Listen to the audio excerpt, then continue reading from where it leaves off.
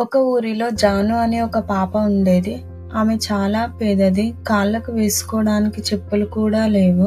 వాళ్ళ అమ్మ పని కోసం వేరే ఊరు వెళ్ళడానికి ట్రైన్ కోసం ఎదురు చూస్తూ ఉంటారు.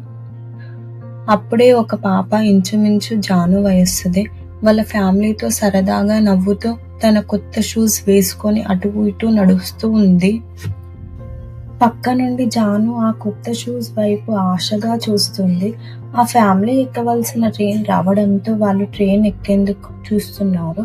చాలా మంది జనాలు, ఎక్కువ రద్దీ ఉంది. ఆ టైంలో ఆ అమ్మాయి ట్రైన్ ఎక్కుతుండగా కాలు స్లిప్ అయి బై మిస్టేక్ లో ఒక షూ జారి కింద పడిపోతుంది. అది గమనించిన జాను ఆ షూ తీసుకొని అమ్మాయికి ఇవ్వాలని ట్రైన్ వెనుక పరిగెడుతుంది. ట్రైన్ వేగంగా వెళ్తుంది. పరిగెత్తి ట్రైన్ దొరకకపోవడంతో బాధగా కిందకు చూస్తుంది.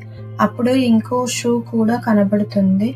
ట్రైన్లో నుండి ఆ అమ్మాయి జానును చూసి, ఒక షూతో నేనేం చేసుకోవాలి, ఇంకో షూ విసిరేస్తుంది. ఆ అమ్మాయి జానుతో ఎంజాయ్ అని చెప్పి నవ్వుతుంది. లైఫ్ లో ఎప్పుడైనా ఇంకొకరికి మంచి చేద్దామని అనుకునే ప్రతిసారి మనకు మంచే జరుగుతుంది.